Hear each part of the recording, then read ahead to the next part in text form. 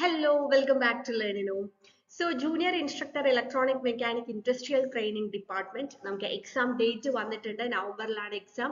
ഒപ്പം തന്നെ നമുക്ക് സിലബസും അവൈലബിൾ ആയിട്ടുണ്ട്. സോ ഇനി സിലബസ് ബേസ് ചെയ്ത് കൃത്യമായ ഒരു സ്റ്റഡി പ്ലാനോടുകൂടി പഠിക്കുക എന്നുള്ളതാണ് നമ്മൾ ചെയ്യേണ്ടത്. 3 മാസത്തോളം നമുക്ക് സമയമുണ്ട്.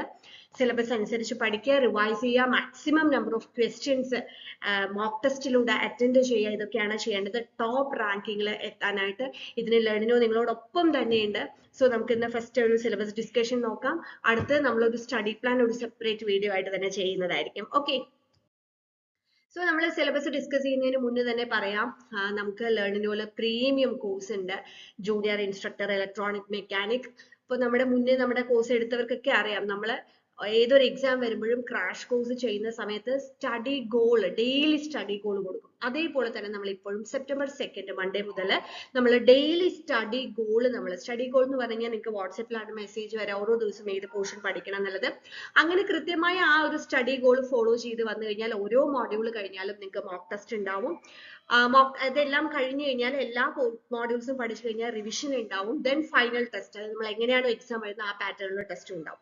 അപ്പൊ നമ്മുടെ കോഴ്സിൽ നിങ്ങൾക്ക് ലെക്ചേഴ്സ്, സിലബസ് അനുസരിച്ച് ലെക്ചേഴ്സ്, MCQs, ദെൻ അതിന്റെ notes PDF, MCQ PDF, previous year ക്വസ്റ്റ്യൻസിന്റെ ഡിസ്കഷൻ, മോക്ക് ടെസ്റ്റ്, അതേപോലെ തന്നെ പേഴ്സണൽ മെന്ററിങ്, നമ്മളുടെ മെന്റേഴ്സ് നിങ്ങളെ വിളിച്ച് നിങ്ങളുടെ പഠനം എങ്ങനെയാണെന്നുള്ള കാര്യങ്ങൾ ഫീഡ്ബാക്ക് എടുക്കുക, ഇതെല്ലാം നമ്മൾ പ്രൊവൈഡ് ചെയ്യുന്നുണ്ട്. ഇപ്പൊ നമ്മൾ ഇതിനൊരു ഓഫർ പ്രൈസ് ആണ് കേട്ടോ ഇട്ടിരിക്കുന്നത്. 1999 എന്നുള്ള ഓഫർ പ്രൈസ് ആണ്. അത് ലിമിറ്റഡ് പീരീഡ് ഓഫർ ആണ്.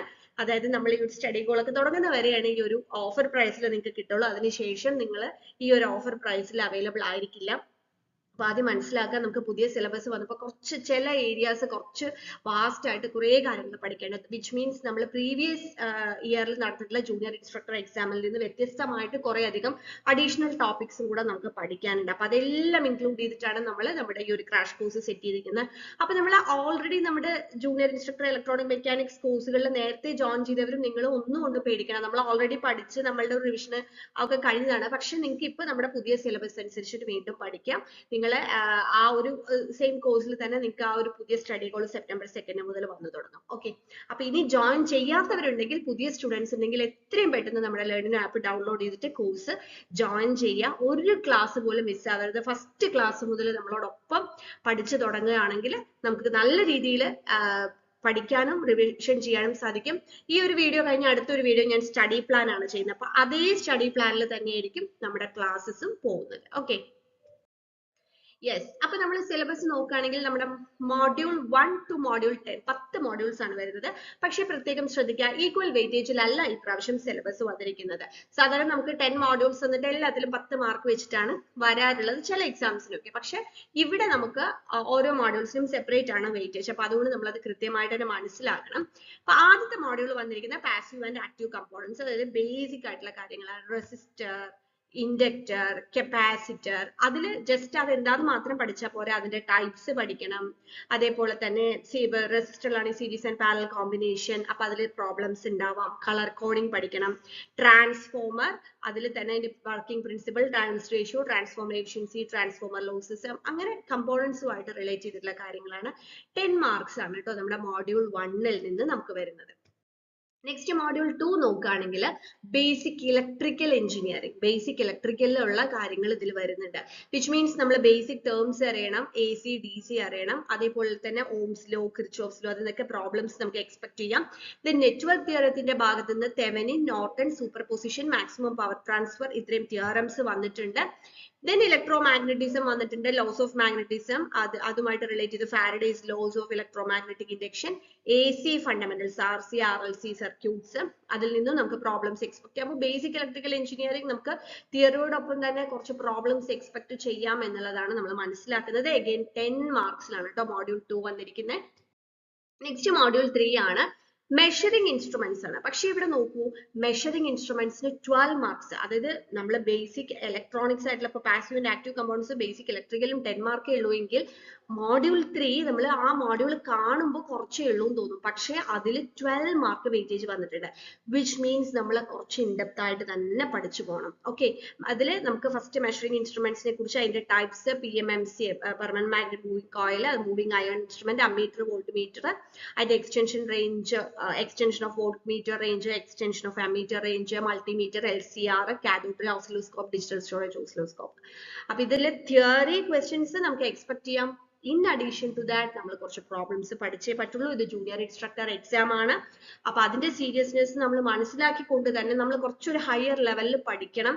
നല്ല കോമ്പറ്റീഷൻ ഉണ്ടാവും എന്നുള്ളത് അറിയാം. അപ്പൊ നമുക്ക് ടോപ്പ് റാങ്കിങ് ആണ് നമ്മളുടെ ഉദ്ദേശം എന്നുണ്ടെങ്കിൽ നമ്മൾ ആ ലെവലിൽ തന്നെ പഠിക്കണം. ഓക്കെ, Module 4 പോയി കഴിഞ്ഞാൽ ഇലക്ട്രോണിക് ഡിവൈസസ് ആൻഡ് സർക്യൂട്ട്സ് ആണ്. Starting with semiconductor material, P N junction diode, പിന്നെ അതേപോലെ ട്രാൻസിസ്റ്റർ, ആംപ്ലിഫയർ, അതേപോലെ തന്നെ clipper circuit, clamping circuit, R C integrated differentiator, oscillators, multivibrators, അതേപോലെ തന്നെ ടൈമർ, 555 ടൈമർ, അതിന്റെ പിൻ ഡയഗ്രാം ആപ്ലിക്കേഷൻ എല്ലാം വരുന്ന നമ്മളുടെ ഡിവൈസസ് ആൻഡ് സർക്യൂട്ട്സ് നല്ല വെയിറ്റേജോടുകൂടിയാണ് വന്നിരിക്കുന്നത്. 15 മാർക്സ് നമുക്ക് ഈ ഒരു മോഡ്യൂളിൽ നിന്നാണ്. വിച്ച് മീൻസ് ഒരുപാട് പഠിക്കാനുമുണ്ട്, ഒരുപാട് ടോപ്പിക്സ് വന്നിട്ടുണ്ട്.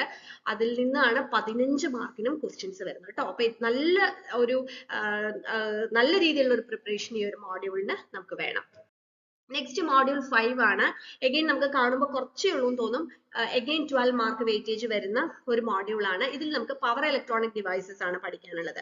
അപ്പൊ പവർ ഇലക്ട്രോണിക് ഡിവൈസസ് എന്ന് പറയുമ്പോൾ നമുക്ക് ജെഫെറ്റ്, MOSFET, SCR, TRIAC, ഡയാക്ക്, UJT, IGBT പറയുമ്പോൾ പേരുകളൊക്കെ കുഞ്ഞു കുഞ്ഞു പേരുകളാണെന്ന് തോന്നും. പക്ഷെ ഇതിൽ നിന്നൊക്കെ ഇൻ ഡെപ്തിൽ നമുക്ക് ഒരുപാട് ചോദ്യങ്ങൾ വരുന്നതാണ്. അപ്പൊ നമ്മൾ ഇപ്പം കുറെ അധികം എക്സാംസിന് നമ്മളെ കോച്ചിങ് ഒക്കെ പ്രൊവൈഡ് ചെയ്ത് കൊണ്ട് തന്നെ നമുക്ക് ഏത് രീതിയിലാണ് ക്വസ്റ്റ്യൻസ് വരിക, സ്റ്റേറ്റ്മെന്റ് ടൈപ്പ് ക്വസ്റ്റ്യൻസ് ഒക്കെ നമുക്ക് എക്സ്പെക്ട് ചെയ്യാൻ പറ്റും. അതേപോലെ ഏത് റേഞ്ചിലെ ക്വസ്റ്റ്യൻസ് വരും എന്നുള്ളതൊക്കെ നമ്മൾ മനസ്സിലാക്കിക്കൊണ്ടാണ് നമ്മൾ ഈ ഒരു ക്രാഷ് കോഴ്സ് നമ്മൾ ചെയ്യുന്നത്.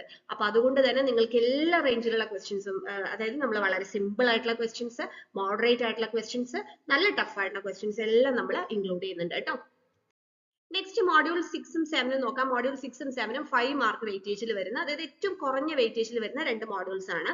അതിൽ ഒന്ന് പവർ സപ്ലൈ സർക്യൂട്ട്സ് ആണ്. അതെന്ന് വെച്ച് കഴിഞ്ഞാൽ നമുക്ക് regulated power supply, voltage regulation, അതുപോലെ rectifier, filter, SMPS, inverter, UPS, solar power ഒക്കെ വരുന്നത്.